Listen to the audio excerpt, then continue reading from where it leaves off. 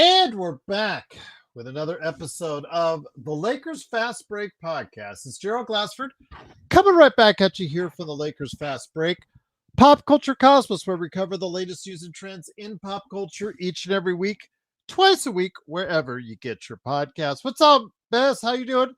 Will Joe be on? I don't know ever if Joe will be on, but he has the link. So maybe your fantasies will be fulfilled with Joe Soro coming on the show, but that is entirely up to him. I know he was traveling for the weekend at family. You saw him here the other night on the post game coming via mobile. So we will see if he stops by.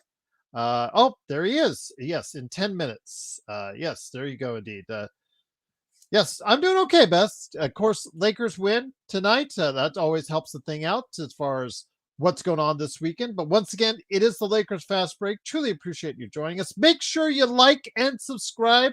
Subscribe today to get the latest notifications on when we go live on the air with the latest Lakers Fast Break.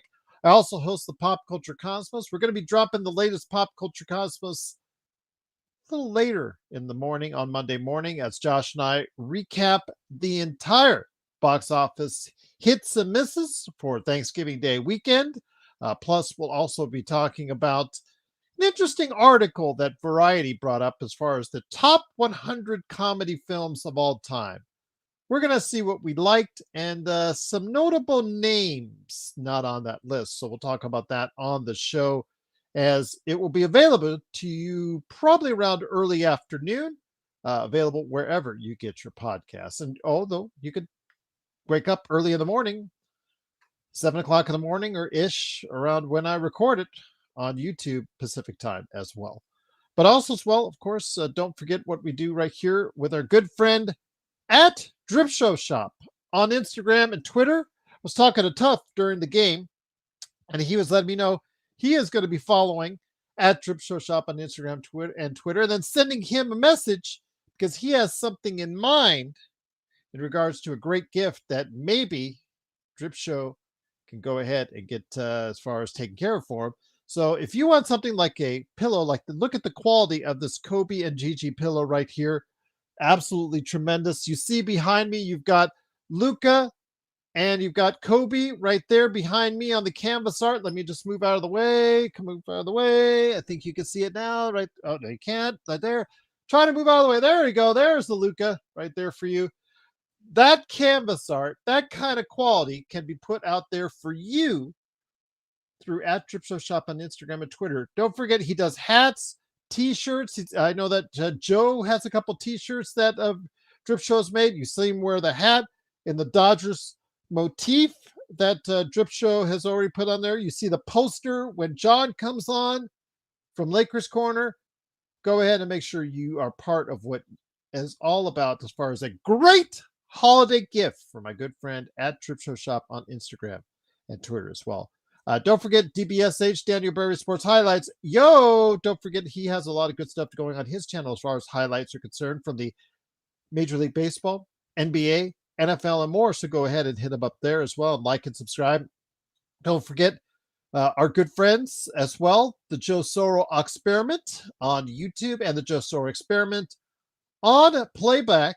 Yes, I was on playback. I did announce that earlier today that I would be on playback.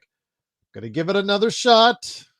You guys got to be civil to each other. If you don't agree with each other, just don't talk to each other. It's just that simple. Don't talk to each other. Hey, there's the concept. Just go ahead and enjoy the game like you did tonight. And that would be great. Stress-free is what I want life to be. And you can do that by being a part of what we're doing as well. So great to have you here. Mark, I saw your message. Great to have you here as well. I'm sorry about what's going on as far as the playback stuff and the snafu there. Glad you're here with me, my friend. Again, I just want to just thank you so much for watching this. It is the Lakers Fast Break. The Lakers came into today second place in the Western Conference. That sounds like a plan right there for Mark coming in here in a second as far as in the chat. Mod chat, truly appreciate it. The Lakers came into today second place in the Western Conference, staring face to face, but not one, but two back-to-backs this week. And this was game one of the first back-to-back. But the fourth back-to-back I think the Lakers have had this year already. And it started off a little easy one against the New Orleans Pelicans. And they start off red hot. Luka, really taking over the offense in the first quarter with 20 of his 34 points coming in the first quarter as the Lakers led by 19, 46-27. Then instead of putting away this team, the New Orleans Pelicans, a team without 7 of its players, a team that was much smaller in height, could need to be dominated physically on both ends of the floor, kind of played with their food a little bit, the Lakers, as they just basically got outscored in the second and third quarters, 65-62. Finally, and this is something that I've been saying now for quite a little bit, the Lakers focused just enough during the fourth quarter. Didn't get it much closer than the 12-point final score. Kept it far enough away, but didn't give Luka and Austin and Deandre Ayton and Rui the rest I think they needed. Would have been nice, but each of those guys played over 30 minutes tonight, except for DeAndre Ayton, 27, but hurt his knee again. The only good news I could tell you is that at the end of the game, he did not have it iced down as far as the knee bruise is concerned, but he was noticeably grabbing it when he asked for out of the game. So the Lakers, again, a team that they should have put away much sooner, played with their food, finally got enough done as they win 133-121. Luka Doncic with 34, 12 rebounds and 7 assists. Austin Reaves chipping in with 33 of his own, 5 rebounds and 8 assists. Also as well, DeAndre Ayton, 22 and 12 for him and 4 block shots. As a team, the team blocked 10 shots, which against a smaller teams definitely should have been natural there. Rui Hachimura chipped in with 14 himself. Off the bench, Jake LaRavia with 10. And Jackson Hayes had 2 blocks and 8 points and 6 rebounds himself. Again, as the Lakers are 133-121 victors and are still in second place in the Western Conference with a 14-4 record. So glad to have you here as part of what we're doing here at the Lakers Fast Break. Hopefully Joe will join us here in a few minutes. Yes, we will see what happens tomorrow. Against the Phoenix Suns. But then again, wish they would have put this team away a lot sooner. But they didn't. Had to keep the starters out there in the fourth quarter or most of the fourth quarter. And we'll see what kind of win that they have tomorrow against the Phoenix Suns at home in the Crypt before they go out on a road trip, which will start out in Toronto and Boston on a back-to-back there as well. Jeremy says we can ask. Okay.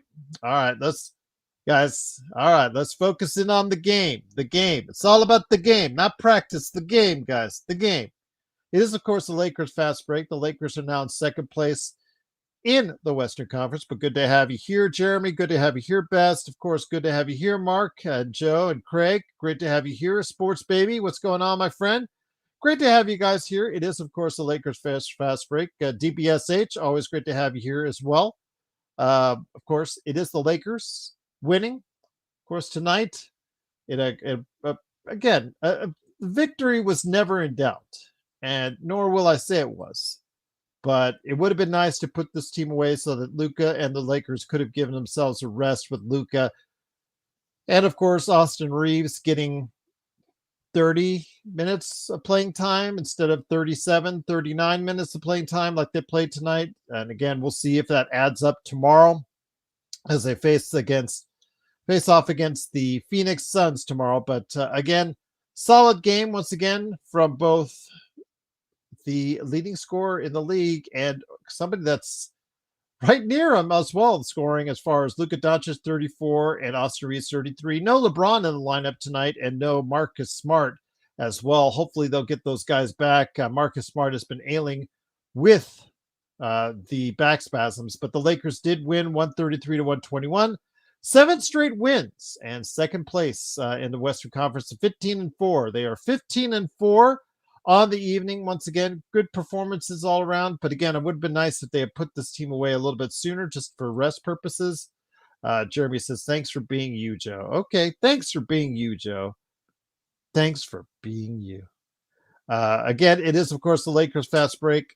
Could watch the game because some. All right. All right, you guys. Shut up, Joe. I'll just say that. Also, if you're going to quote that, Joe, quote, shut up, Joe, as well, because that's even more famous than anything else I say is shut up, Joe, indeed. How about that one?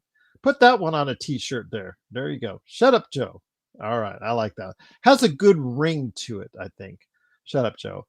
I got a email from someone, LakersFastBreak@yahoo.com. It sent me a link to someone else's channel. I don't know what it was all about. I haven't had a chance to look at it yet, but they said, check this out. Less yelling. We like yelling. It's good for our vocal cords. Absolutely. So, if you like yelling, we're here for you right here at the Lakers Fast Break, but can't wait to get Joe on to hear his thoughts. Not sure what happened to John. I think he might have said he might be out here, so he may not be able to come in. Legend, it's a little late for him. I told him not to stay up if he was too tired because he lives on the East Coast. So we'll probably see him for the East Coast games coming up later this week on Thursday and Friday. Yeah. Joe, shut up. Shut Up Joe is more famous than 6'7". I agree with you, sports baby. Shut Up Joe is more famous than 6'7". Drip Show is on it indeed. At Drip Show Shop on Instagram and Twitter. There you go. Which games did the Dodgers win the last 2 games of the World Series? Shut up, Joe. Jeremy says it's mental health, so we are obliged to ask, how are you today? Yes. Okay. There. Fair enough. But I'm hoping you guys had a great Black Friday weekend, Thanksgiving weekend. Hopefully all is well with you guys out there. It is, of course, Gerald Glassford. Thanks again for watching. Let's see the Lakers again. Put away the Pelicans, 133-121. They actually just put it away in the first quarter and just kept them close enough at bay to never have the outcome in doubt, but to still keep the starters out there for an abundance of minutes. Coming off the bench tonight, Maxi Kleber, 2 points. Jake LaRavia, again, 4 of 14, 10 points for him. Not exactly stellar, but again, did get a double digits off the bench. Dalton Connect started out with a 3. Didn't do much else after that in 17 minutes. Adu Thiero got a taste of the big time, but didn't do much in his 3 minutes. And Jackson Hayes, 21 minutes, 8 points, and 6 rebounds, and 2 block shots. Again, as a team, the Lakers blocked 10 shots tonight. As far as a height advantage for the Lakers, that did come into play on several occasions with 10 block shots. Rui Hachimura, off night for shooting for him, 2 of 8 from 3. Pretty good in the mid-range. And then again, Deandre Ayton, really solid today, 7 of 9 overall, 8 of 8 at the line. Which 8 of 8, guys, that's the number that sticks out because he does not go to the free throw line often. So 8 of 8 shooting is really good for him. Just concerned because he did take another shot to the knee and did ask out for the game. Hopefully his knee will be feeling better and maybe he'll be able to play tomorrow, but we'll have to wait and see. According to Jovan Buha, again, like I said, the Lakers have won 7 straight games. It's their longest streak since early March 2025, so earlier this year. But they are 15-4 and number 2 in the Western Conference. And LA did have a season high 10 blocks and a low turnovers. The season low 8 turnovers, which obviously is a good sign as well. They took care of the ball, didn't turn it over, and they blocked shots on the defensive end, which is a really good sign indeed. CJ says, I cannot avoid 6'7", but I would much rather hear Shut Up Joe. Yeah, you know what? I would much rather hear Shut Up Joe indeed as well. That's good. Guys, we should be talking about the game, not about Joe's bodily functions in the chat. That's some weird stuff that you guys got going on there. But Sammy says, super impressive win. The Lakers 2 seed are looking like a team that could compete with OKC, potentially beat them. I'm not there. I'm not there yet, Sammy. I respect your opinion, and I'm happy for you that you feel that way. It's always encouraging. They're exceeding my expectations, to be quite honest with you. It's great right now, but again, it's only 19 games into the season.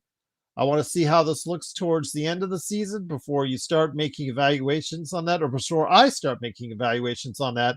But I'm happy for your optimism. But yeah, I've heard from several people if I'm ready to put them there with OKC, and no, I can't do that there as of yet because OKC at 21, and you also have Denver and Houston, which are lurking right there with the Lakers in the Western Conference.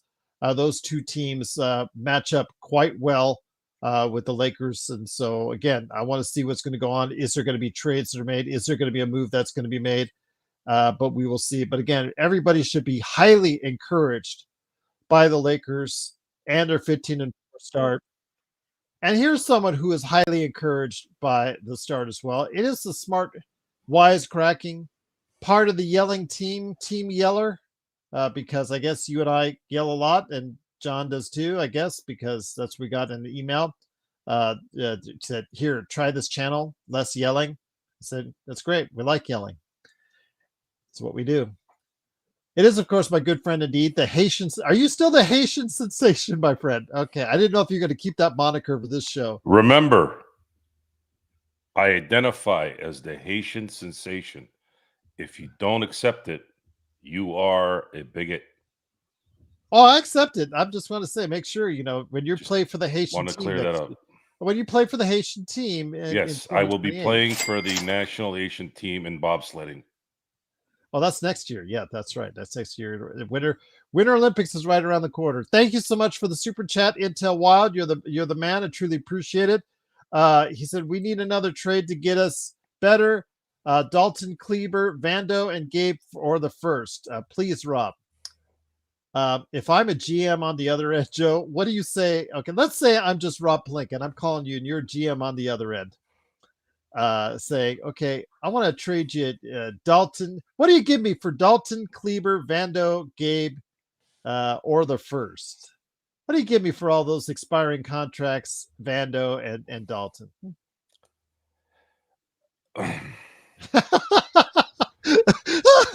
The fact you didn't have an instant answer tells me all I need to know. We need a favor is what we need. Rob is going to need a major. Well, I don't even know if there's going to. We already got a major favor last February. I don't know how many favors do we expect. Yeah, I don't know if we could ever get a favor that good. The Godfather. There needs to be at least one athletic wing by February, or it's going to be really hard for the Lakers to keep up with a couple of the athletic freak teams that are playing in the NBA. The issues with the role players off the bench are what normally is the issue with role players off the bench in LA is the lights likely are too bright and the pressure's likely too tight. So what can you do to get out of that? The reality is probably nothing. And Stefan mentioning Andrew Wiggins, the issue with that, Stefan, is Pat Riley's not going to make a deal unless he wins the deal. And there's nothing that the Lakers have that would allow him to win the deal. Even if they gave up a first-round pick for Andrew Wiggins and a Rui Hachimura package, it's just not going to entice Pat Riley to make that deal. Believe me when I say this, and I'm not a big Andrew Wiggins fan. I think his motor is a little too slow for me, especially with the kind of athleticism and talent he has. However, he is better than any perimeter player on defense on this team right now, which would help absolutely astronomically. I don't know what's going on today. I'm throwing bars everywhere without even thinking. The Lakers are in a really good groove offensively. I don't see that being an issue. LeBron came back for a few games. Nothing seemed to have been affected by it. What the likelihood of the Lakers' future here is, if they don't make any major move in that department, is they're going to need LeBron to be very fresh by the end of the year. I'd say that's probably the only remedy for this issue, because then at that point, while he may not be a great perimeter player in terms of defense, he will be a problem on offense, and that can zap some of the energy against some of the higher talented opponents that they're going to run into as the season goes into the important parts of the season. Again, that's the thing right now. Tough. So he said you saw him a lot with the Warriors. He's playing okay. He actually had a 30-point game the other night with Miami, but Miami's playing for a playoff spot, guys.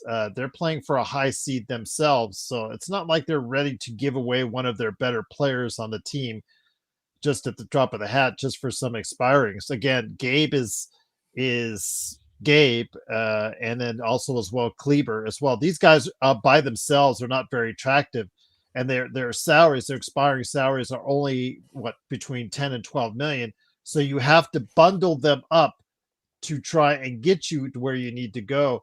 And with Wiggins, you still need something additionally along with that before you can actually get to the money that Wiggins is owed, which again is in itself, it's a problem because the fact you have to bundle so many expiring contracts to do so, Joe, in order to get him. I mean, even if you offered him Rui, you still got to offer them Rui, Gabe, and Kleber, most likely, in order to get the deal done. You might have to throw in Connect to get these, because the numbers, he is still right around the high 20s for a salary for the next 2 years. And again, this is for a team in Miami that's still competing for a higher seed in the Eastern Conference. And that's the issue there. You've noticed that since the play-in, and why I can't stand the play-in is you have more teams that are competing for playoff spots. So that lessens the chances of a team selling out at the deadline to try to sort of tank, quote unquote. So the more competitive the conferences are, the less likely you're going to have teams that are going to sell low or sell high, depending on what they're doing. Unless there's a player that demands a trade, let's say, and it doesn't have to be a star player, just someone who really wants to get out of wherever their situation is, and he's a good player and is making a lot of money, has a lot of years left, then at that point, it's going to be difficult, and Rob's going to need to use his resources to find those little deals. Rob's not been good at doing those deals. Rob is the home run hitter. Rob is the slugger. He goes and gets AD with some help, and then he goes and gets Luka with some help. But he doesn't really get those Trevor Ariza-like trades that helps your team. And this team desperately needs a Trevor Ariza. Absolutely desperate. Like, if they could find that guy with this team, it would go a long way in putting them in a position where they definitely have a chance if everybody's healthy. And that's really it. Austin Reaves is obviously motivated to do what he's doing. It's looking like he's going to be an all-star this year. Luka is looking to be an MVP this year. LeBron has likely accepted his role of being possibly a third option, which I find it hilarious. There's a lot of articles out there crapping on LeBron for being a third option now. The parasites, the media parasites, are never cease to amaze me at how pathetic and scummy they are. And I want you all to know there's a difference between when I'm angry at LeBron and when those pieces of shit are angry at LeBron. I'm angry at LeBron when he talks out of place being a Laker player. That's been the main issue with me with LeBron. But for anyone to say that this guy's accepted a third option, I know what you're doing. I know where that the context of that is. And you're seeing articles where they're like, well, Kobe and Jordan would have never been third options. I go, first of all, Kobe and Michael never played 23 seasons in the NBA. This is a completely different setup. John Havlicek at the beginning of his career was a sixth man. Kevin McHale at the beginning of his career was a sixth man, and then they became stars after the old guys kind of took the route of retirement. So you all want to talk about team player, do all this team stuff, because I see a lot of contradictions sometimes. LeBron is playing team ball right now. He's letting these guys do what they need to do. And for you to be the viewer this is a good thing because this allows LeBron James, who's in a very unique situation, playing in his 23rd season, to be fresh when it matters. They're going to need LeBron. If they don't get reinforcements by February, they're going to need LeBron to play like LeBron of 2020 to win it this year. Because it's going to be very difficult to beat Oklahoma City, guys. Oklahoma City didn't even have Jalen Williams for most of this year. What do you think is going to happen with him healthy when it matters? This team had 7 guys in the top 10 in defensive rating already. We're 20 games into the season, guys. This isn't like the first 5 games. We're 1 quarter of the season in. This is happening. Like, barring injuries, this is what likely is going to be how this ends. Because you don't have old players that are holding the reins here. This is Luka Doncic. This is Austin Reaves, and DeAndre Ayton is doing above and beyond what anybody thought he would do. JJ's back on my good graces. He did 2 things that I wanted him to do. I said this on playback, which is he stopped playing Vando, and we're not seeing Bronny James on the bench. Those are the 2 things I was begging him after I heard really bad things during the summer about him, or him saying things. And he got rid of the 2 things that I was like, dude, you cannot keep doing this. And he didn't. And he finally got rid of it. Thank God. Now we can focus on the guys that need to improve.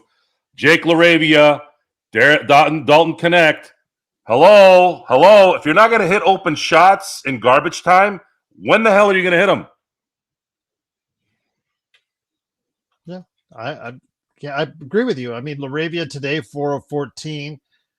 He was aggressive. I will give him that because we talked about the other day when he put up the donut, Joe, that he was very passive in his double-digit minutes out there on the court that game. I'm happy he was a little more aggressive, but again, it's an issue with him was consistency at 23 years old. I would love to see a little bit more consistency from him now that it's his 4th year in the league, but I could see more now what John was concerned with him, that he's never going to pop for consistent numbers. It's not necessarily the 27s or the 25 games is concerning with him. It's the fact that I just need him to get us 10 to 15 every game. And so far we've seen him all over the place. And, you can only address it so much as, oh, he's still young. He's still young as much as you want. He has to become that player off the bench that gives us the kind of offense we need, because we don't have that player right now, Joe. Marcus is not built that way. Marcus Smart is not built that way. We don't know how much he's going to stay on the court, which is a concern I had coming into the season. I mean, he's having back spasms already. Hopefully he'll return tomorrow. But we just don't have a player we can consistently count on to get us points off the bench, Joe. And that is something of a concern as well. No, I don't think I could use that excuse. We're talking about a player that's been in the league for 4 years now. Yeah, you can only say youth is so much. 24 years old. This is now the time to take advantage of the team that you're a part of, which is a team that has 2 players on the court at all times. Sometimes we'll have 3 that will warrant a double team. That allows you open space to get rebounds and hit open shots. If you're not hitting open shots, you destroy momentum beyond destroy.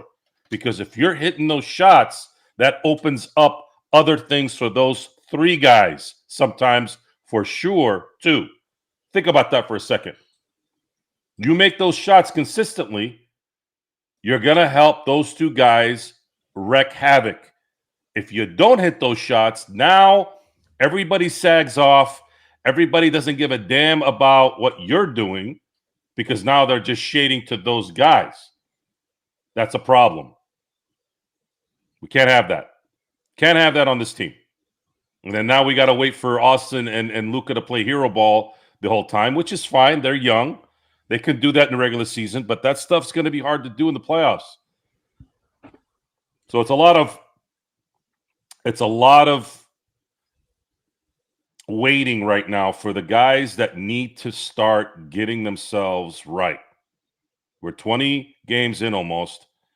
You need to get things right. If you don't get things right when it matters in those departments, it's going to be very, very difficult for this team to win and win deep into the playoffs. And that's a fact. Mark, love you, my friend, but I don't agree with your don't agree with us on still don't think that this team is put together quite the way we need it to, but it does look good in the starting lineup when they're all healthy, Joe. That starting lineup is one of the top 5 offensive starting lineups in the league. We got a little bit of a taste of that in the first quarter. Luka with 20 points in the first quarter. The Lakers really just put the game away then, and then just kind of put it in cruise control. And I wish they would have done more to just put this game into the 30s and called it a night. Never any good when you play with your food and let this team hang around a bit, because the Lakers have not one, Joe, but 2 back-to-backs this week. Remember that. We've got to tomorrow against Phoenix, and then they go on the road Thursday and Friday against Toronto and Boston. I don't know, my friend. These schedule makers, I don't know. I really have to question what they do for a living, because again, the Lakers had like 8. They came back from off their road trip last time, and they had like 7 or 8 days off during that period of time.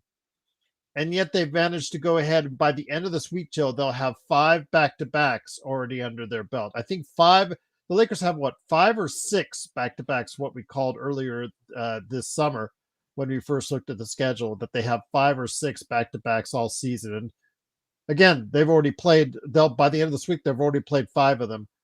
I just don't get it. I don't get it from the understanding that again, these games could be spaced out better if they put more thought to it. I understand there's the agreements with the arenas and things like that, but still, the NBA arenas should give priority to these teams so that they can schedule out these games better, because it only hurts the game of how it looks, how it plays, how it feels. Like tonight, for instance, on New Orleans side, they had 7 players out of the game tonight, Joe, because several of them played last night in Golden State, and it's going to continue to go ahead later and later, like later this week. Who's going to sit out the game against Boston? Who's going to sit out the game against Toronto?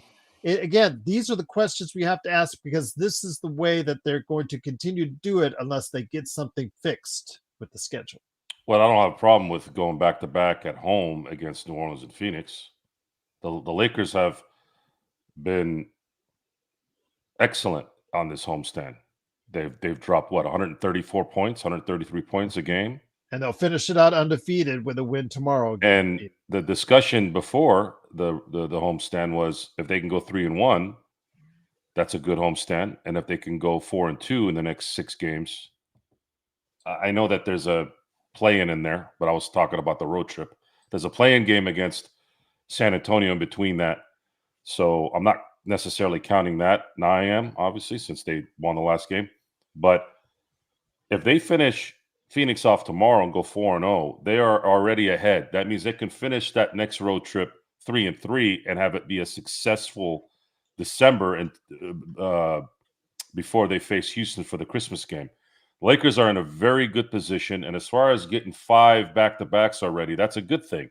Get the back-to-backs done early when you're fresh with a young team, and they have 5 back-to-backs left for the remaining 4 months. Matter of fact, it's closer to 5 months. So that's okay. It's okay. If it's a back-to-back at home, the next back-to-back is Toronto-Boston, which is essentially kind of a 1-hour flight between each other. Fine. Again, this is why you have young players, guys that can heal quicker and continue to play well. So I'm not too disappointed at the schedule right now. I think it's important to understand that this is still an 82-game season, and at some point you got to play those games. You got to not worry about it. Just do your thing. And the Lakers are 15-4. I'm telling you right now, if you come to me at the beginning of the year and said they're going to start 15-4, the first question I asked you would have been, how the hell did you come up with that? 15-4. Why 15-4? Would have never guessed 15-4. I would have guessed, if they were having a good year, I would have guessed more than likely 12-7. Mhm. But 15-4, that extra 3 wins gives them so much cushion, especially in a deep Western Conference. And if they keep doing that for the next couple months, they're going to put themselves in a position where they're not going to have to kill themselves to get to the playoffs. And they just need a little bit of luck in getting possibly one wing defender here before February's deadline. And then at that point, let's ride from there. Let's go. Before we get into the particulars about who played well, including great games by Austin and Luka, and then also a very, very solid game from Deandre Ayton before he went out with a knee soreness on that knee contusion. Joe Soros Symbolate says, Joe Soros said after this game, we are winning the championship. I want to see where he puts his money, where his mouth is, and bet $10,000 on Lakers winning the championship. But correct me if I'm wrong, Joe. Bring your mother's rear, and I'll tell you where my mouth will be. I don't think I ever heard you say that. Because I didn't. Yeah. Just like I didn't say what I just said. Yeah. Yeah. Man, we get some nice trolls out there. When you get you've made it to a certain level when you get trolls that create profiles of you. So I don't know if you would take that as a compliment or what, but I don't like compliments. Okay. I didn't think so. Didn't think so, indeed. But once again, the Lakers win 133 to 121. Save your compliments for yourselves. I don't need compliments. Thank you. Deandre Ayton tonight against a smaller team, dominated against them. 7 of 9 shooting, 22, 12 rebounds, 4 block shots. Exactly what you need to do against a much smaller team in the New Orleans Pelicans. Really solid tonight. I don't know what the status of his knee is. Again, he was asking for out as far as late in the game. He was rubbing the knee, but the only thing I could say as far as a positive note was that I didn't see it iced down as the game ended. He still had it just in the sleeve. Your thoughts on if when you get these games, it showed a stat today earlier in this game that this is the 7th game that he's had 20-10 game this season. He's only had 6 all of last season. So we clearly, whether you say it's a career year and he's playing for a new contract or he's playing just because it's what the Lakers are designed to do and playing with Luka, still you're getting great results from a guy. Again, another buy low, sell high right now as far as prospect or getting high returns prospect with Deandre Ayton. Indeed. I'm not surprised. DeAndre Ayton was a very good player in Phoenix. Just a couple plays away from winning a championship there with that group. And he was killing the Lakers that year in 2021. That was the guy that was the problem in the playoffs, too. Number 1 overall pick, Ayton has the talent. He has the talent. If he's got the focus, which there's no reason for him not to have focus on here. Who's he going to compete? He doesn't have to compete with anybody. He's the starting center for the LA Lakers with Luka Doncic in it, Austin Reaves, and LeBron James. You're not going to be able to showcase your skills in any other area on the planet that's going to be more notoriety than this one. And he just saw Miles, and I'm sure his agent's saying this. It's not, if I'm saying it, definitely his agents. Miles Turner just got a $100 million contract with Milwaukee. Ayton is going to get a $100 million contract if he plays like this. Guaranteed. Matter of fact, it might be $125 million a year for 4 years. Expect that. It's going to happen. Whether it's going to be the Lakers or not, we don't know. But that offer is going to be out there because you don't find centers that can do 20 and 10 on a regular basis. Those guys are at a premium, especially someone that's 26. And he's in pretty damn good shape. Doesn't have a lot of weight on him and can move around. I thought his shot blocking tonight was awesome. I thought his timing was on point. Just sucks that he banged knees in back-to-back plays. I don't know what the hell the luck of that is, but yeah. I think he'll be fine. But it's just what a difference from where they were after the Luka trade versus now. That in itself, the fact that they didn't invest any assets to get him is a double win for the Lakers. They just need a little bit of perimeter help on defense, and then everything else will probably likely get put together the way it needs to for a run here because Luka is an absolute machine. JY is asking if and thank you for asking the question. You can always ask us questions on LakersFastBreak@yahoo.com or in the comments even after the show's ended. We try to answer them as soon as we can, as soon as I see them. JY is asking, does Vando have any trade value since he's been a healthy scratch? JY, to be quite honest, I think you have more trade value than what Vando has right now. Joe, he is probably, of the Lakers right now, the least valued individual on the roster, and that goes without saying with even, of course, our good friend Bronny James. He is at the end of the bench. He's in the doghouse right now. It's clear that offensively he is just so challenged that it just does not look good. And for what he signed a contract for, and the fact that he still has 3 seasons left, including this one, at 11, 12, and $13 million respectively, still left on the books, doesn't make much things make things easier. And the Lakers don't have multiple second-round picks to attach to him to get rid of him in a trade. They're asking for the first, and the only first that the Lakers have if you want to get rid of Vando at this moment. Yeah, I don't think Vando individually has any trade value unless you give up a first-round pick, which I don't consider that value. He'd have to be packaged into something to where the opposing team gets draft capital with expiring contracts, and then they would be willing to eat that $11 million because it might not be a big enough number, especially if they have a contract that they do want to get rid of that is a big number. But there's not a lot of those guys out there. That's the issue. And even the guys that are out there that they may be candidates, they're on teams that have competing teams. So what are they going to do? Are they going to quit in February when they're itching at getting possibly the 10th seed in a play-in? No, they're not, because that's playoff money for the owners.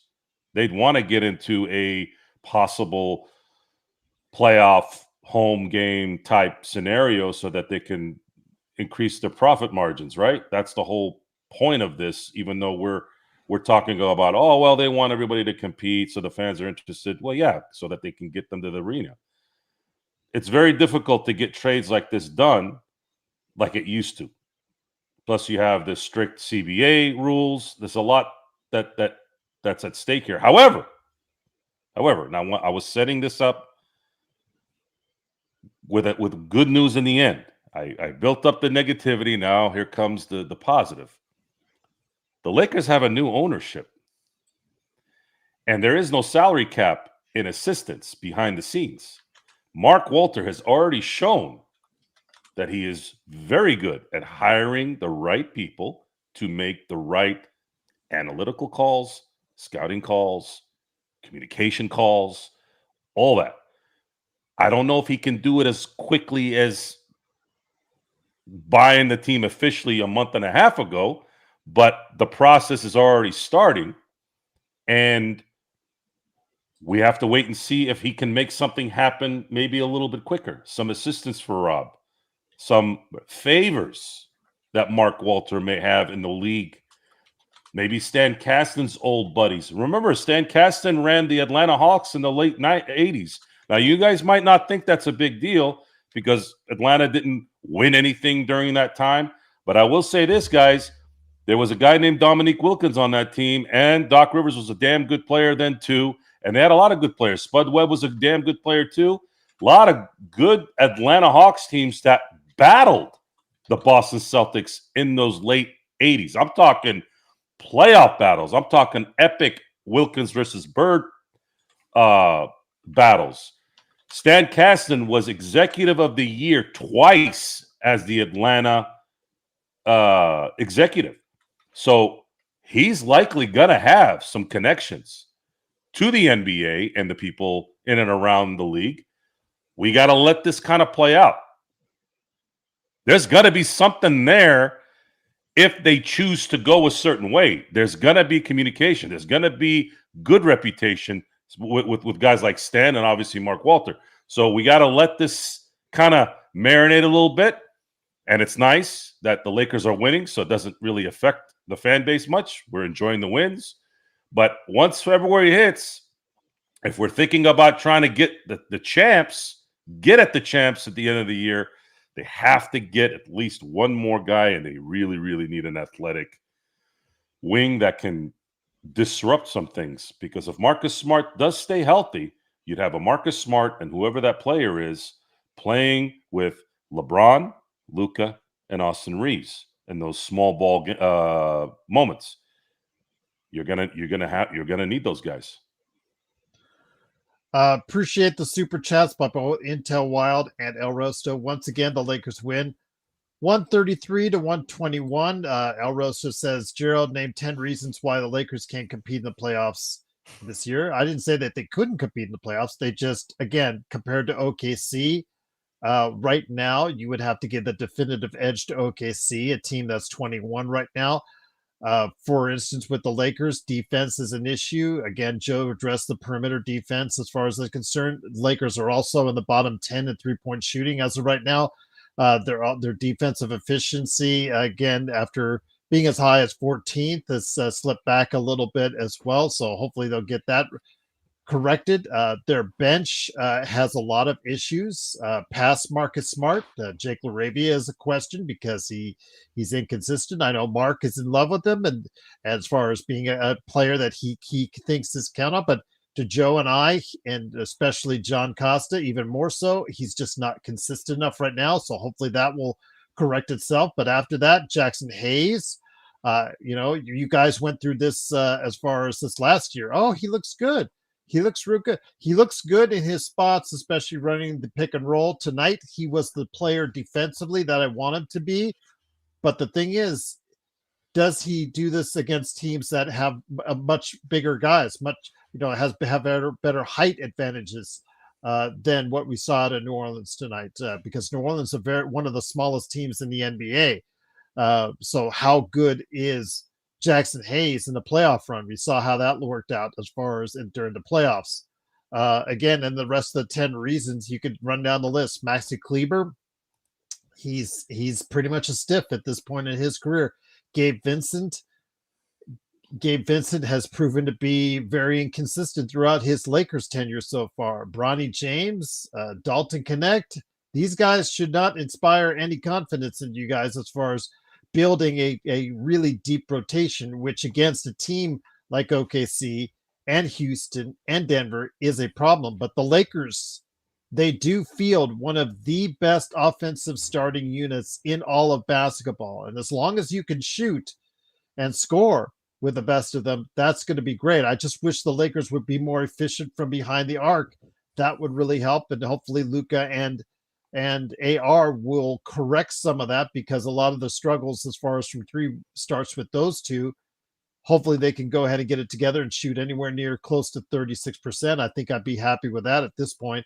LeBron, same thing. If he can come back and start being more efficient, that would be great as well. So again, there are 10 reasons why the Lakers still have some issues, but no one's saying here that they can't compete in the playoffs. It's against the team. Remember, it's always about matchups. Houston is a good shooting team that kills you on the offensive boards, and those type of teams scare me when it comes to the Lakers. Also, as well, as far as Denver is concerned, Jokic, anytime you have a Jokic, you have a chance of winning any series out there, because he can go off for a crazy number. San Antonio, they're still young and still developing, and again, will Wemby be healthy? That's the key there. But the Lakers, no one's saying that the Lakers can't compete.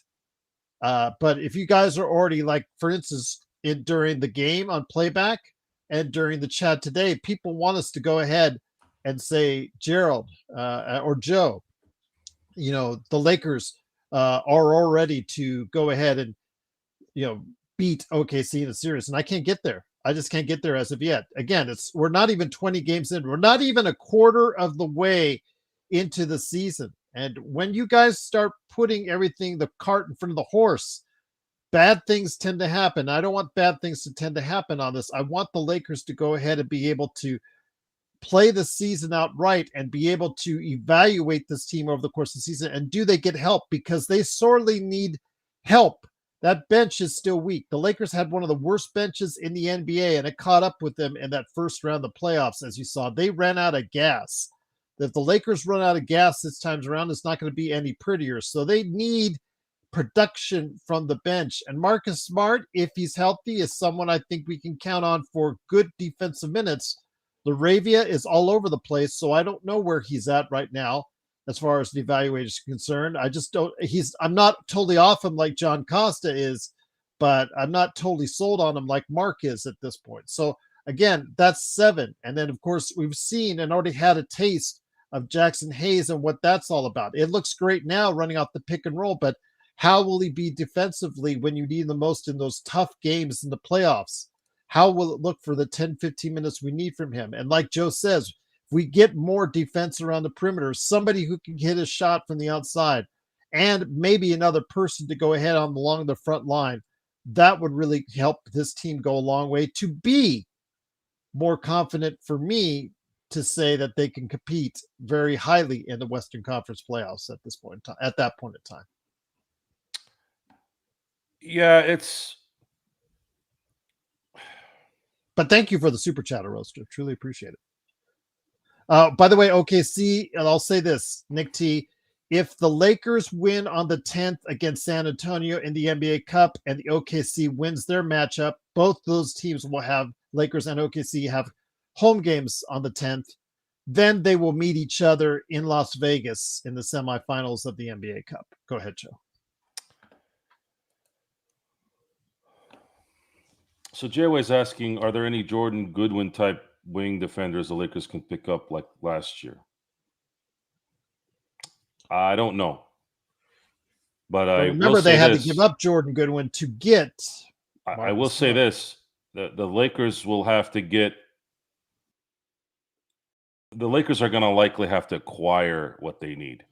I don't think they can get lucky and just pick somebody up. Even guys like Marcus Smart and DeAndre Ayton weren't necessarily, they picked them up. This was deliberate. DeAndre Ayton wanted to come to the Lakers, and Portland obliged because they wanted to go a different way. And that tends to be a business move beyond transaction. It's about reputation. When you take care of a player, when you take care of an agent's player, they'll more accommodate you down the road when you do need something from them. Same thing with Marcus Smart. Marcus Smart knew he wasn't going to do anything in Washington. Washington did what they did, and now Marcus is playing for the Lakers. The Lakers, if we have to, I guess, get on this train that's sort of been there, Gerald, you've mentioned him since last year, is if you want to ideally pick the right guy, that guy that has a contract that is manageable in a trade and is someone that would instantly improve the team from a role player standpoint, that's Herb Jones. Herb Jones is 2 years from being a first team all defensive player. He's 6'7", very lanky, not a bad shooter. It comes and goes, Joe. There's a season, and that's fine. He had that's 40%, fine. and then some of the other years were pretty ugly. That's fine. That's comes fine. And goes. If he's playing defense, that's really ultimately what this team needs. If he can hit timely shots, that's fine. That's how the Lakers won a championship in 2020. There were months with KCP when he wasn't hitting his shot, and Laker fans, speaking of, Stefan was talking about how bipolar the Laker fans are. I don't think they're bipolar, Stefan. I think they're tripolar, or maybe quad polar. You're right in terms of them being ungrateful a-holes. I'm a Laker fan. I confirm that we are in that way, and that's what happens when you've seen 6 championships in 25 years like I have. You become greedy. But the Lakers have an opportunity here to get ahead of the next phase of the Laker possible run.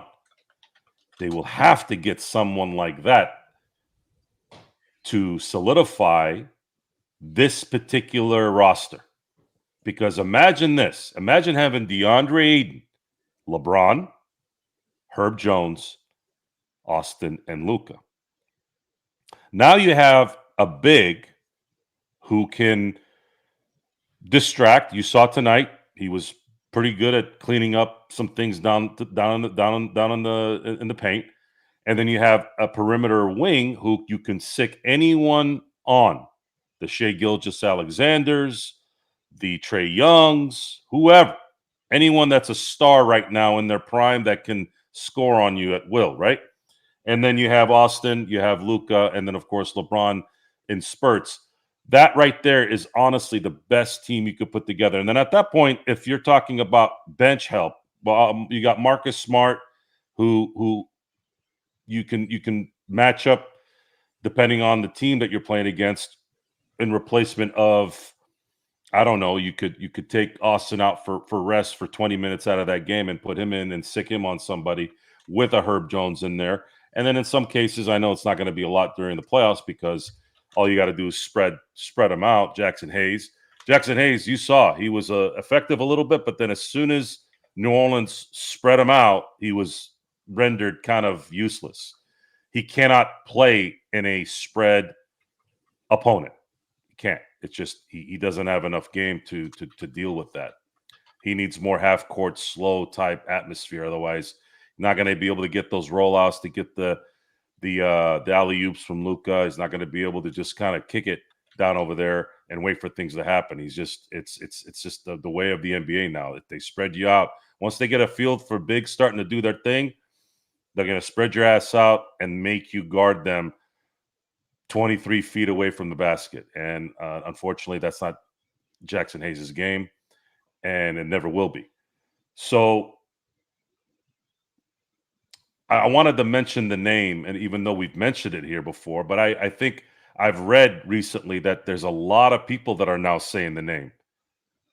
And I think it's time that the campaign gets a little bit louder. The Lakers need to get someone like that here before February's deadline. If they can do that, one player, I'm not worried about depth. We don't worry about depth in the playoffs. The lineups right now in the playoffs are pretty much running at 7. And that's why a lot of these guys are getting busted deep into the playoffs, because there aren't any 8-9 man rotations in the playoffs anymore. You're not seeing that anymore. It's 7, and then if you're lucky, which Oklahoma City will be, 8. That's it. You are not going to see 9 and 10 in the playoffs. So if you can get that extra guy, the Lakers can get maybe to 8 if one of these schmucks can start hitting some shots. But I'll be very, very content if there's some way where, because I believe that Rui would be part of that package to get Herb. So that's why I didn't include him into the depth chart. You get somebody like Herb Jones, and you got that lineup I told you, and you have Marcus Smart coming off the bench. You now have a 7-man rotation that's likely going to need to be the team that takes you deep into the playoffs. And when you have Luka and maybe a fresh LeBron with a ascending AR that has something to prove, Deandre Ayton, who smells a $125 million contract if he plays well, good things can happen. And Marcus Smart is also a free agent. He may be very motivated to do what he needs to do. The only problem is I'm not expecting him to make shots when we need to, but I do expect him to make guards uncomfortable a little bit towards those late run times in the playoffs. Wanted to go ahead and mention something that Sammy was asking for. He wants to know what you feel like our chances are for tomorrow, and then also a grade for the Lakers today. I thought it was A+ first quarter. It is D to D- the rest of the way. I mean, so I give the Lakers a C+ because they should have put this team away by 30 by the end of the half, and they didn't. They played with their food. And again, while the outcome was never in doubt, would have been nicer to put this team away to give Luka and AR and of course Ayton and Rui more rest for what's up ahead tomorrow. But also your thoughts on tomorrow's game against Phoenix, the likelihood of what's going to go on. Deandre Ayton said on Knocking These late in the game, it cooled down. He's good now. So maybe everyone hopefully can take a sigh of relief on that one as well. I don't see why they can't win tomorrow. I have to remind everybody, this is not an old team, guys, and LeBron wasn't playing today. Marcus Smart wasn't playing today. This is a young team. Last time they ran a back-to-back on the road, what did they do to Milwaukee? They whooped their ass right after they beat New Orleans. And they're at home. And they've been pretty good the last couple of years on the back end of a back-to-back. I fully expect them to come out and play well tomorrow. I don't know what the worry is. I mean, you guys have, and I was seeing this on playback. You guys, every time somebody was itching their ass, oh, wait, hold on. Sit them down. We got a game tomorrow. Relax. This isn't LeBron. This isn't AD anymore, guys. These are mid-20, just getting into the late 20 in their prime players. Let them play. The reason why they didn't blow out New Orleans like you guys wanted to, because it's 2025. There is no blowing out teams anymore. All it takes is two assholes on the opposing team, no matter who they are, New Orleans, Charlotte, Atlanta, doesn't matter who it is. They hit two or three threes in a span of 2-3 minutes. That lead goes out like this. It's over. There is no, we should have beat them by 30. Those days are gone. Stop thinking about those days. They are gone. No more. There is no, anybody can shoot threes in the NBA. The shittiest team and the shittiest players shoot threes, especially when it comes to the Lakers. So OKC having a 15.5-point differential. The fact that SGA. Well, I just told you don't they have a 15-man deep team? Of course, it's going to be easy for them. Okay. We're talking about the Lakers, who are 5 you deep. Said specifically, no one plays those type of games anymore, and I just was trying to say that's. Well, Pasik was right. They beat us by 30. So. Well, the Lakers gave up after the first quarter. Always an excuse. He's always got to throw it. So, okay. Fair enough. Once again, it is the Lakers. So funny. You are, Joe. Sometimes you're hilarious because you just don't want to admit you're wrong when you were just proven wrong. 133 to 121. The Lakers are now 15-4, second place in the Western Conference. Until Wild on the Super Chat. Thank you so much again to both you and El Rosto for the Super Chats. So what is the final team record going to be? 55 plus wins? I know 805 said, of course, if you use traditional math, I mean, that would have the Lakers right now above 60 wins. I'm going to say right now, ESPN's Kevin Pelton said last week they were on a trajectory towards 53 wins. Right now, kind of looks like between 53 and 55. Again, that's a considering the fact we won 50, 55 would be great heading into the postseason. As far as that's concerned, that is probably going to be a top 3 in the Western Conference type record. So what do you think the Lakers might end up with as far as the total by the end of the season, as it looks right now? Well, they're on pace for 64 wins. They're already a quarter into the season, basically. So, and a lot of these games have been difficult. I'd say I probably know after this next road trip.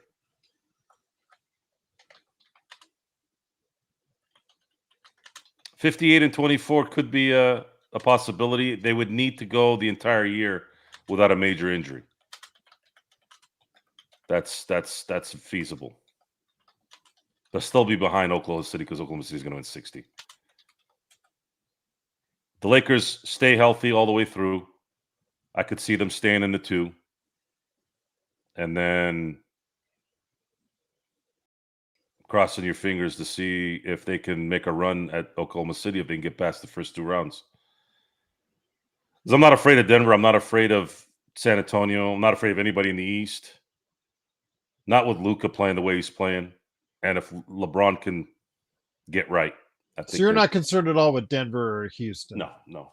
Okay, well, that's not where Houston. I think you're wrong. Not Houston. Denver, I think they found the solution a little bit with them last year, and they're a year in, and I don't trust Jamal Murray staying healthy, Aaron Gordon staying healthy, so that's an issue for them. The issue is Oklahoma City. The issue is going to be Oklahoma City. I think in the end, all things considered, that's going to be the team they're going to have to bust. And they need at least one reinforcement. At the very least, at least someone that can guard Shai Gilgeous-Alexander when they need to. Marcus So you're Smart not might concerned at all with Houston, who has size, no, offensive rebounds better than anyone, and no, shoots the three no. second best in the league. They'll spread Sengun out. They'll spread the Aquaman out at some point. That's the NBA, especially in the playoffs. They have no one that can guard Luka. They don't really have. You don't think Amen Thompson can guard Luka? No, I don't think anybody can guard Luka. Okay. I can't go there with you on that one. I think they would provide a challenge, and they aren't a great matchup for the Lakers as of this point. But and then Denver, I'm not going to count out Jokic on anything. I mean, he's still getting video game like numbers and is still in the top 3 of MVP voting. So if the season ended now, so I mean, again, it is only 19 games into the season, so I don't want to go there yet with the Lakers. I want to see how this season plays out before I start saying Houston and Denver are not a problem. OKC is definitely a problem, but I get you on that one. As far as anyone out there that says otherwise is just kidding themselves. But the Lakers are a very good team, and they are exceeding our expectations, and that is very much a pleasure to see, Joe. The LeBron third option commentary will work for the regular season. However, he would likely need to be a number 2 in the playoffs. And that's what they need to save him up for. And that's what LeBron needs to embrace, which it looks like he is.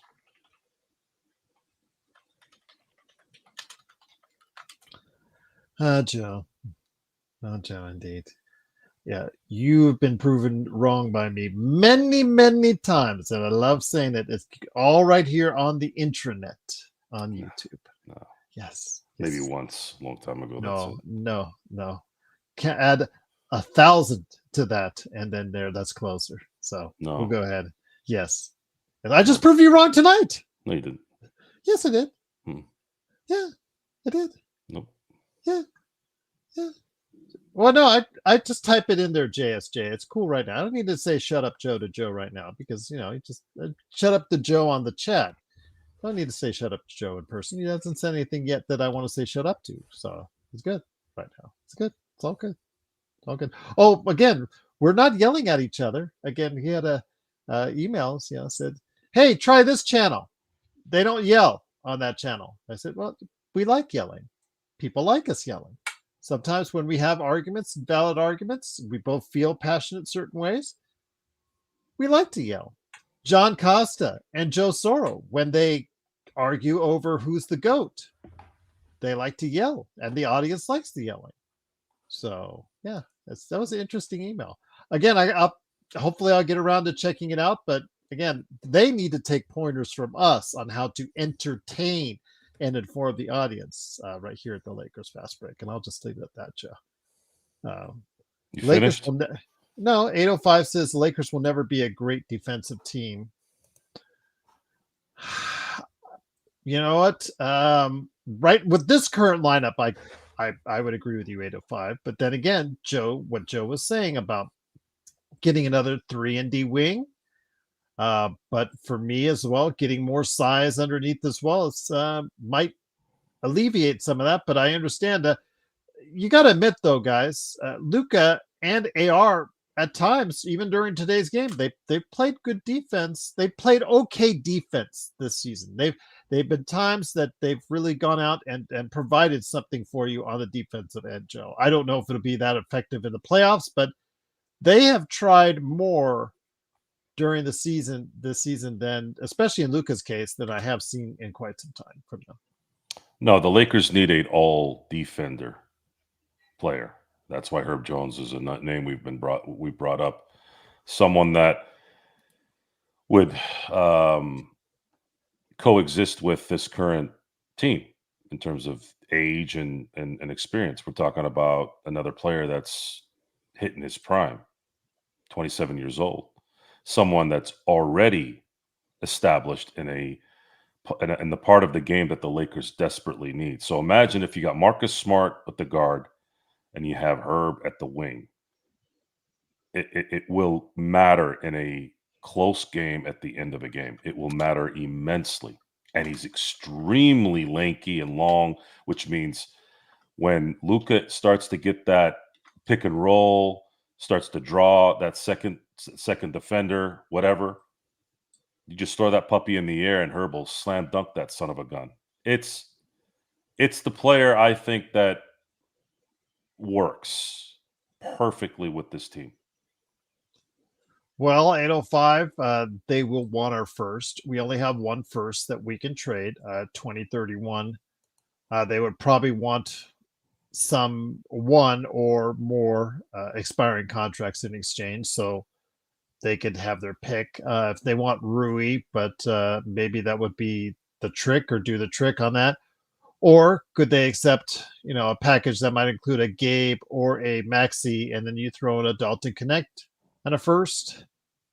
I don't know. I don't know if that's appealing enough to them as far as getting a first and expiring contract enough for Herb Jones, who they might value as a young defender for when they finally get their team right going forward, whenever that may be.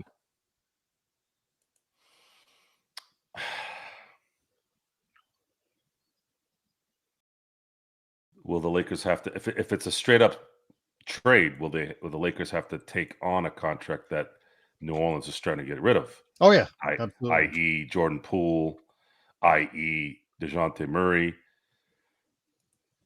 The only way the Lakers do that, but then the price goes up as far as the only way the Lakers do that is if they are content on waiting until 2027 to possibly get the second star.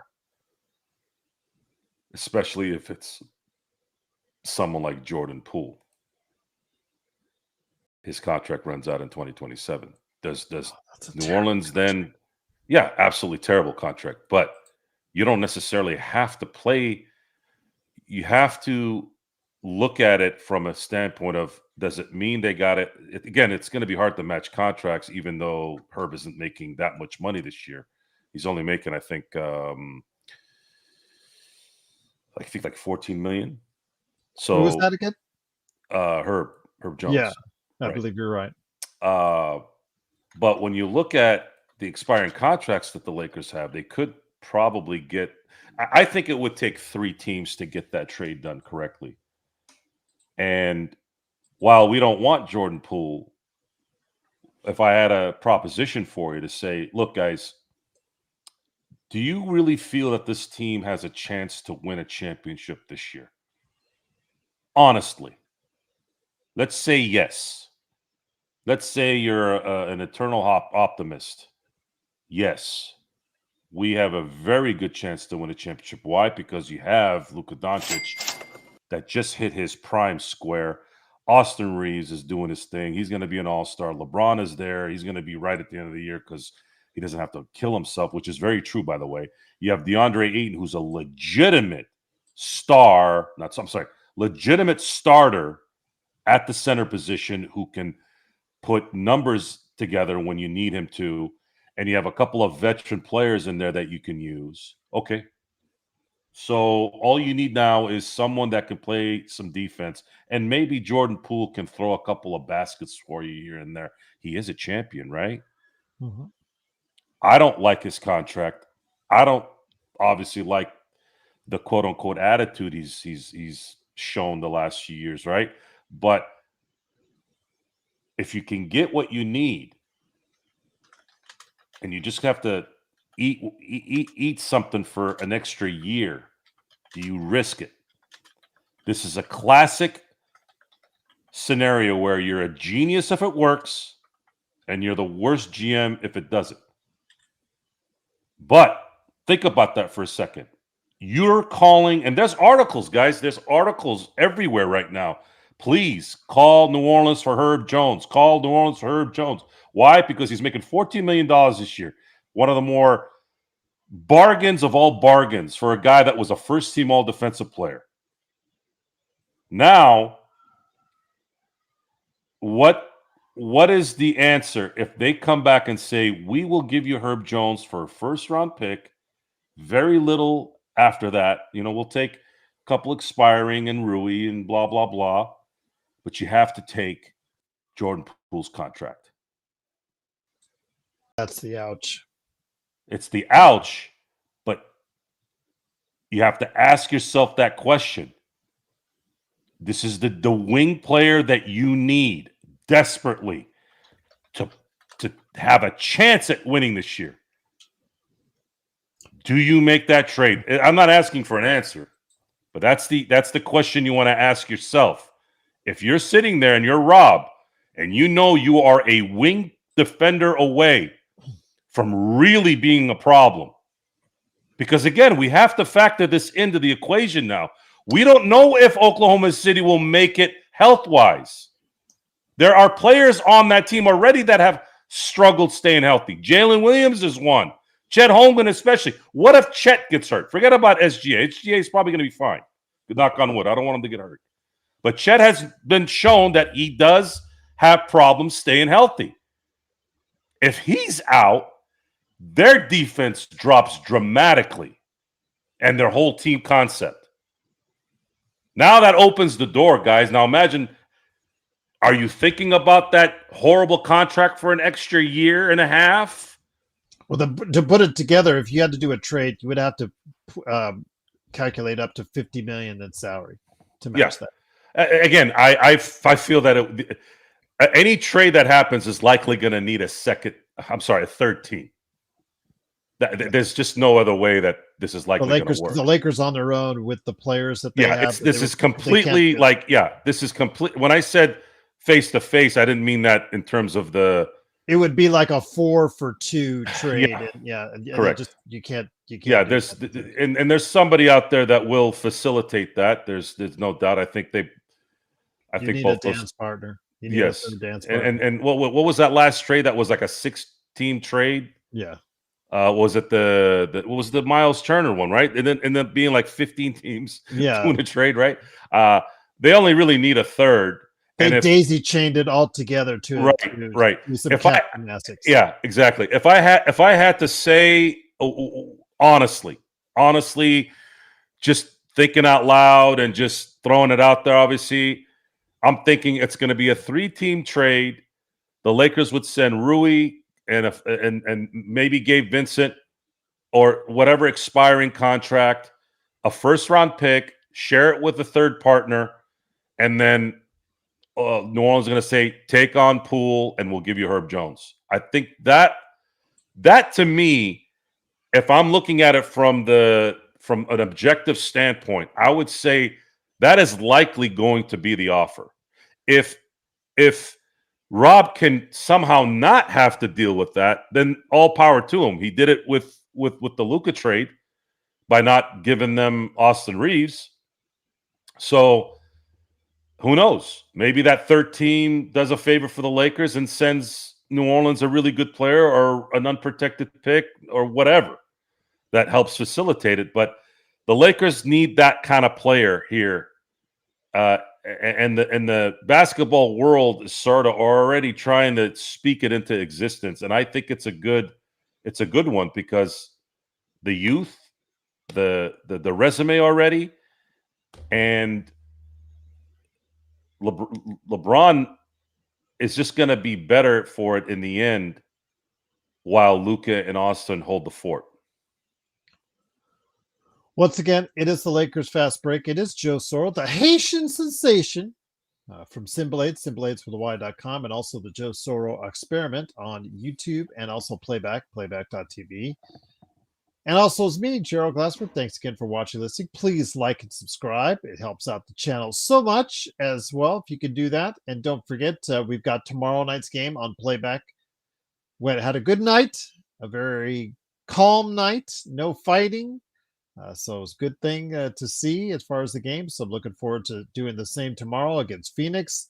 And then we'll see what happens. Of course, the road trip as well. And then don't forget about NBA observations, hopefully coming up this week as well. Stefan Piscano podcast. So go ahead and like and subscribe with his great show. He's asking Joe, you and I, am I the only one who thinks it's bizarre Luka's not getting more MVP buzz? 15-4 with the second and third best players missing a combined 22 games.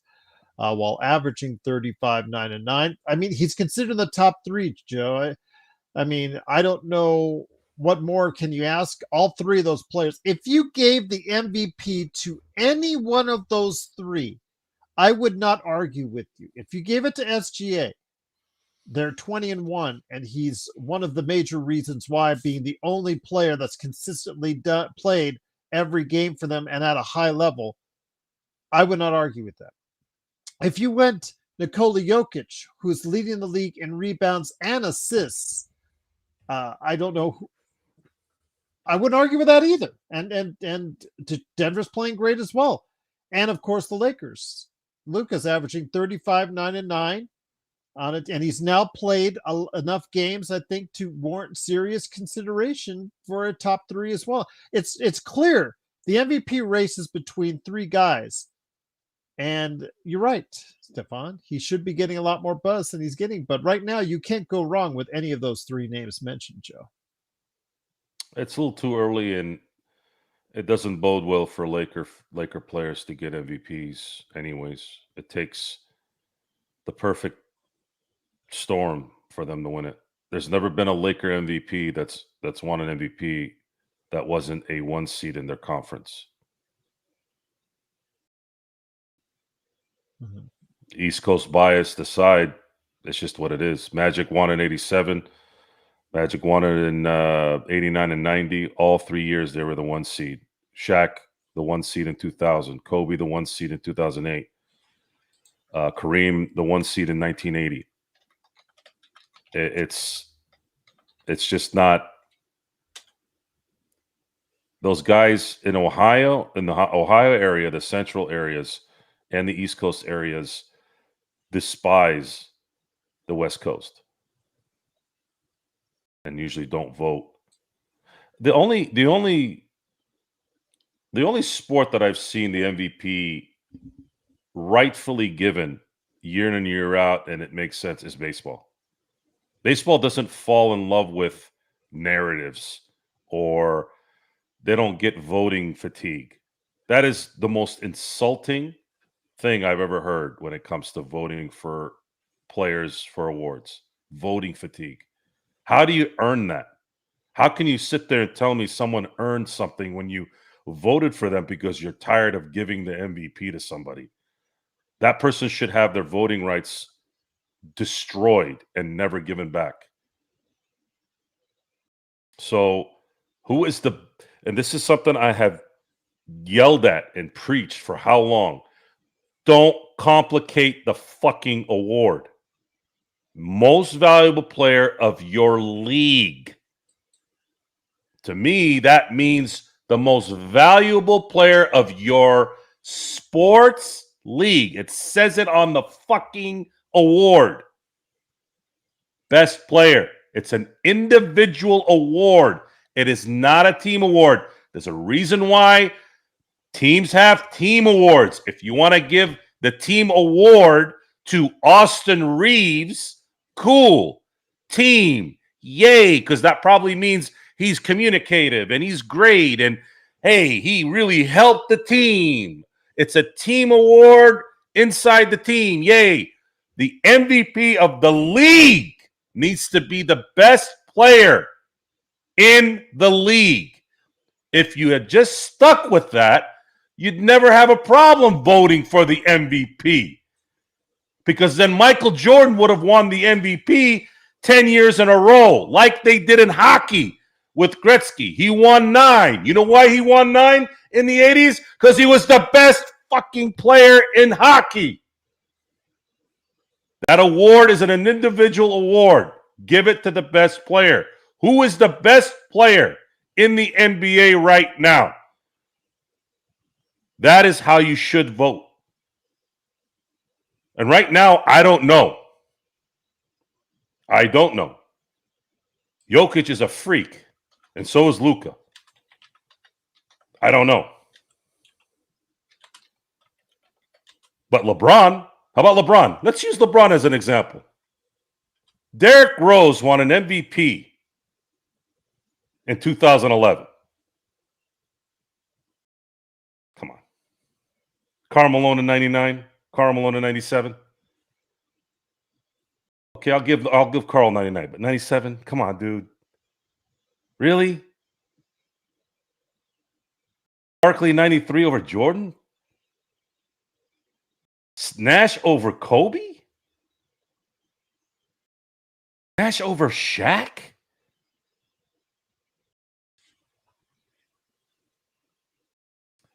I love AI, but come on, dude. Shaq between 2000 and 2002? Really, guys? Really? There was someone more valuable than Shaq in 01 and 02? Really? The most destructive force I've ever seen in any sport, other than maybe Otani, in 2000, 2001, and 2002, and Shaq only gets one MVP? One MVP for Shaq? Okay. So that's where the volume goes up, because I've been watching this stupid fucking thing for how long? And then you give Russell Westbrook the MVP in 2017. When you just said in 2009 and in 2010, both years where Kobe got the 1 seed in the West and had to go through for the second time 4 50-win teams to win a championship on the back end of a back-to-back, not the first one, the back end, on a broken finger in his shooting hand and no cartilage in his knee. That's not an MVP?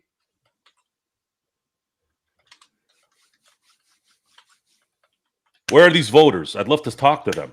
I'd like to hear their retort to that. And believe me, when I say this, I'd be doing the same thing I'm doing right now. I want to know what goes through your brains. You gave an MVP to 2 dildos in back-to-back seasons. The most unvaluable players you could ever think of based off your criteria. But for some weird reason, you decided to give an MVP at that time for the best offensive players in the league. Why? Why in 17 and 18 you changed your minds? Why? I'm curious. For those of you who don't know who I'm talking about, Russell Westbrook, Mr. 7 seed in 2017, won the MVP. And no D, Harden, James Harden, won the MVP in 2018. When has Harden ever been valuable in anything that mattered, according to your criteria? Vote for the best player of your league.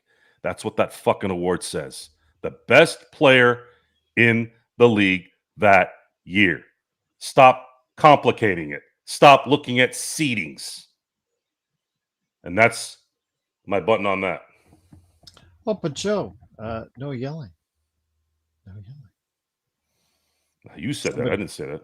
Well, we got an email on it. It said, take a look at this whatever show. I don't know. He just sent me a YouTube link. I haven't looked at it yet. For someone out there, I'm assuming does some type of basketball coverage. And hey, this one has no yelling.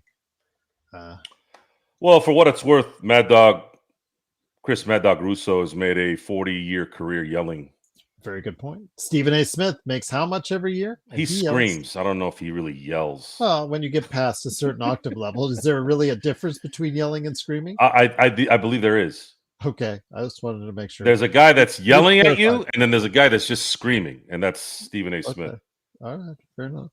JY had an interesting question that's going to make you think.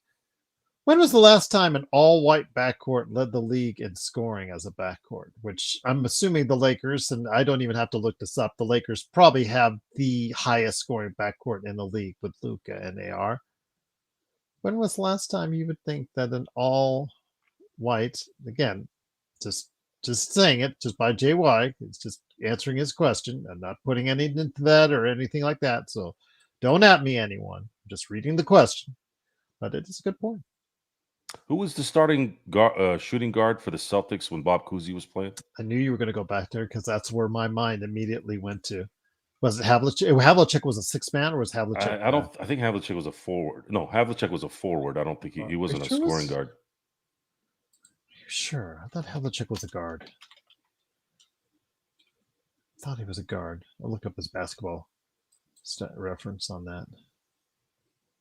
Okay, here. He alternated. How about Mark Price and Craig Elo? That would be the last forward, but backcourt that I can remember. He did play 4 seasons as a shooting guard. But Bird was not a guard, guys. He was a power forward or a small forward. He was, definitely on that one on Bird. The only backcourt that I remember that was fairly good was Mark Price and Craig Elo.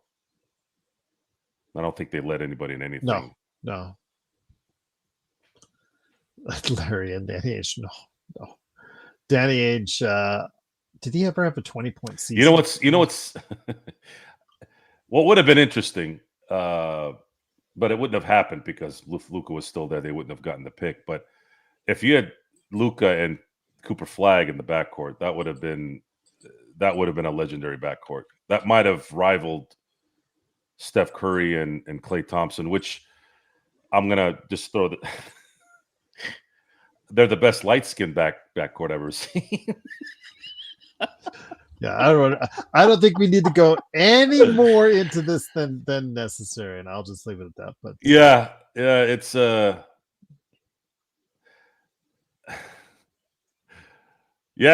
Well, they asked the audience asked the question, so yeah. I don't care. I'll answer the question. Yeah, it was asked. It's just it makes your thinking process work. I like questions like that because now I was thinking like, who was it? Who?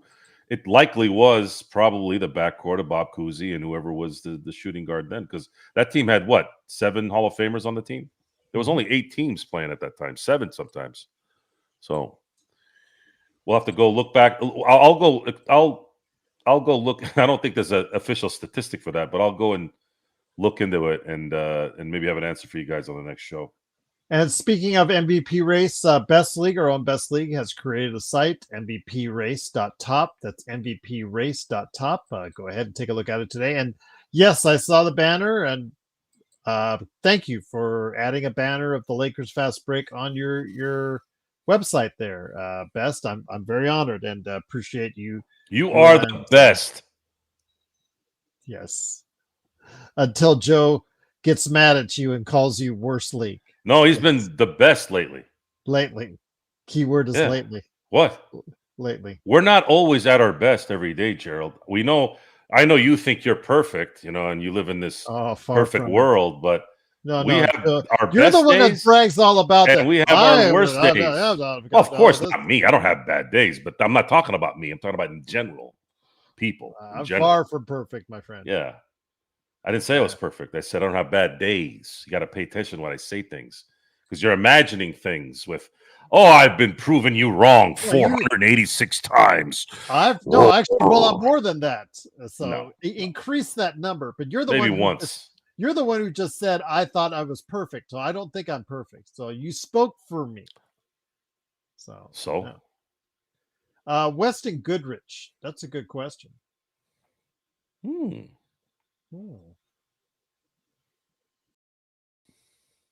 one. That is a good one. That is really a good one. Let me go ahead and look up the stats real quick. Because he did have some, I think a couple of years in the 20s. Yeah, he did. Yeah. Could you say that? Yeah, since Weston Goodrich. It would have had to have been in 72 then. He averaged 23, or could have been, 71, 72. He averaged 26, just under 26. And then West, let me go ahead and look up Jerry West. But did they lead the league? That's a good question. Yeah, there was a lot of David Thompson and the Fraziers, and there's a lot of good backcourts back then. Well, he was averaging, we said in 71, 72, they averaged 20, get this, Joe, 25.8 and 25.9 respectively. I would say that might be it. In 70-71, West averaged 26.9, and Gail Goodrich, he had in 70-71. He also had no, not that one. 17.5. No, actually, no, that wouldn't work. The year he averaged 25.3 and 73-74. No, that wouldn't work either because Jerry West was starting to slide. Then he averaged only 20. So yeah, it had to have been that year, 71-72. They averaged 51 points a game together. That has to be the year. That has to be. SB, I don't want to go into that. I don't. That's a question. Not sure if I want to go down the road. What did he say? What did SB says, who is the best African American backcourt. This is why Mark goes scorched earth on sports, baby. Sometimes yes, comes out of nowhere with these questions. Just to show a little bit of the 72 season at how amazing that year was. Jerry West was second in MVP that year, was an all-star, and was all NBA first team and all defensive first team. That is a crazy. That was like his 13th season. Yes. Talk about underrated. I think Jerry West sometimes is not as underrated in a lot of ways when you think about stats like that. Stefan put in there Pete Maravich and Jim McElroy. Oh, Pistol Pete was just so fun to watch. I mean, I got to see him very late in his career. Like that's just before I started watching Stefan. So I watched the year or two later after, watched a little bit, but I watched film on him. He's just so fun. He was just so fun to watch, Pistol Pete, when he was at his best. Just a forgotten name by a lot of people out there, but his style was visually entertaining. Think of a better scoring version of Jason Williams, White Chocolate himself. So I think Stefan, he would have been really good in this era. He was really slick with the basketball, and again, just a great scoring machine as well. But yeah, that's a good question, JY. That had us really thinking. It's like, wow, who was it? No, it's on the Lakers. Weston Goodrich. That's the only one we can come up with. But if you guys have any thoughts or any other duos, okay, guys, I did Google it. I did AI it. You are right. The last two white backcourt players to lead the league in scoring were, in fact, Gail Goodrich and Jerry West. Who asked that question? JY. JY might have known the question. JY, did you know the answer and you kind of acted like you didn't know? We didn't know, or you didn't know? Because if he did, my compliment. No, that's the winner. There's no way that when you said Goodrich in the numbers and West, I said no, that's it. That's the one. That's the last time. God, the 72 season. I wish I was around for that year. That sounded like you and I was only 3, so I was in diapers still, so probably so. Just would have been fun to see that winning streak live as it happened. That play the way at the level, your turn, just to see that and how it played itself out. Again, point one. How much closer can you get, Joe? 25.8 and 25.9. Goodrich actually beat out West in that year. So it was like Shaq and Kobe. Yeah.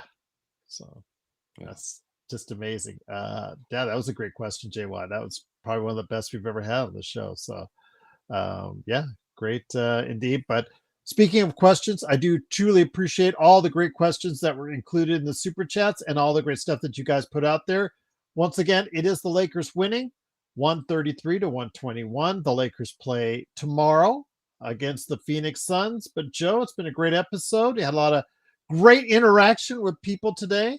I'm saying great as many times as Tony Khan from AEW, so I'm scaring myself in doing so. But any last thoughts before we head on out? Get tomorrow's win and have a couple days off. I think a 16-4 record after 20 games looks so much nicer than 15 and 5.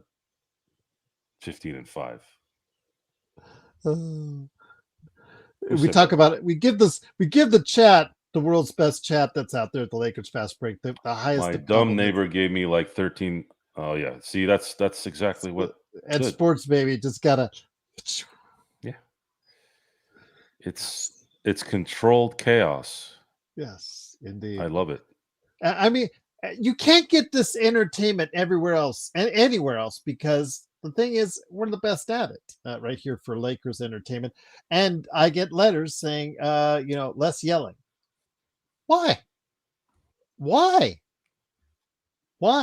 If we are passionate about our kids in the car, are they Is that the problem? Well, yelling is not one thing. You could just turn down the volume, but the language is something I no longer bleep out the language because I just gave up on that chip a long time ago. And unless a radio station comes in and wants to pay us a contract, I don't think it's changing anytime soon. Plus, they have a 7-second delay button, so a dump button is always great when you're nearby you.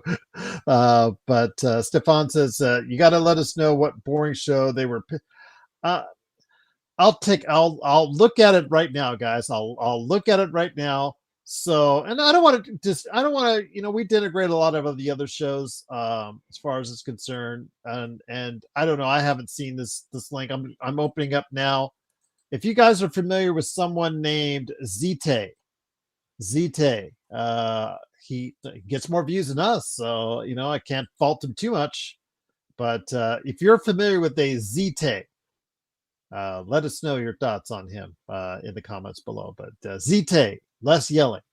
So if you like less yelling, tastes great, yet less yelling. Zite is your guy. So, Sammy, can I get a prediction for Gerald and Joe for tomorrow's game? Well, LeBron, I'm assuming is going to be back, and so is hopefully Marcus Smart dealing with back spasms. So, and Deandre said it's cooled down. I'm good now. So if we see the full Lakers contingent, I see a win for the Lakers. How about you, Joe? Yes, I'm fully confident they can win tomorrow. Just keep Booker under 30. Would be nice. Yeah, just keep doing what you're doing. Keep dropping 130 points a game and make sure you have more points at the end of the fourth quarter. That's it. Yes, the matchup we never thought we would ask for. Ayton versus Mark Williams tomorrow. We'll see how that goes. That's going to be a good story. Yes, the double revenge game for both those guys. Both wanting to prove a point, I'm sure, going into tomorrow. But we'll see how it goes. But once again, it is the Lakers Fast Break. Truly appreciate you joining us. The game is no Xbox. It's an hour later, or is it 30 minutes later? Let me actually look that up because Sundays are always Sundays in the States. Monday, your day, Mark. It's always 6 or 6:30. So it's usually less. So let me go ahead to see what the Lakers are playing at what time. It is tomorrow at 7 p.m.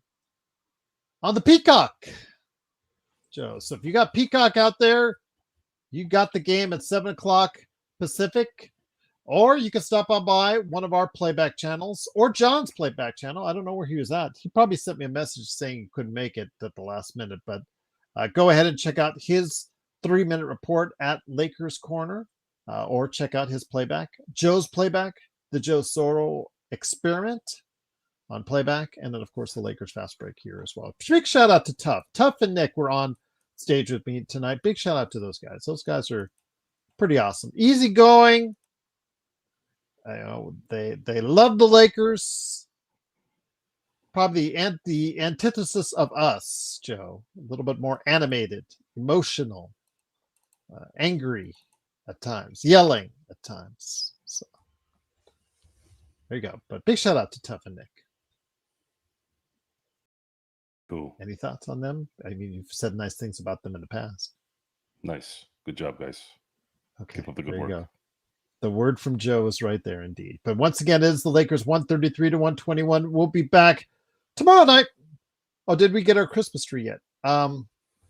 I did get in the past Christmas trees to my girls.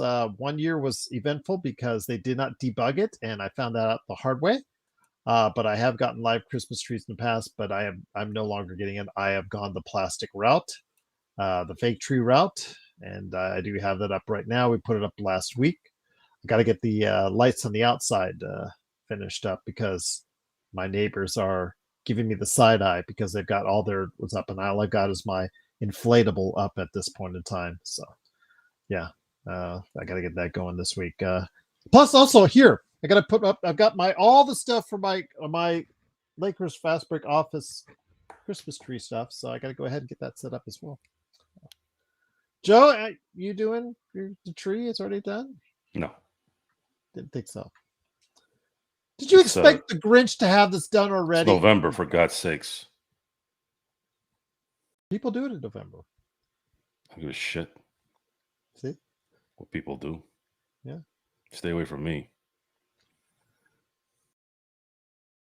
Words to live by right there. Stay away from Joe. There you go.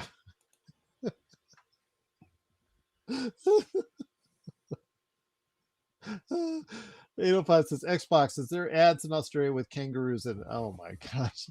I'm sure there is. 805. And I don't even live in Australia, but I would imagine there is. Yeah, all the time, bro. That's where we go. Okay, when they start talking to each other in the chat about kangaroo ads, I think that's our cue. But once again, it is the Lakers fast break. I'm with the Haitian sensation. I was going to say Hawaiian. Haitian sensation, Joe Soro, getting ready for the Winter Olympics for the Haitian national team, along with me, Gerald Glassford. Thanks again for watching this thing. We'll be back tomorrow night for more fun and merriment. Or yelling. Sorry. It's what we do. We like it. Send us letters.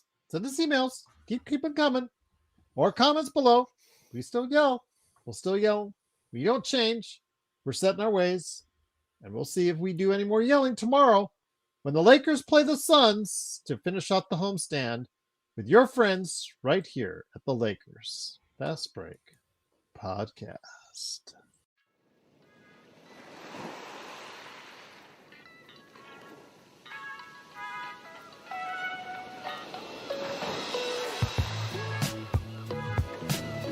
Dan, dan, dan.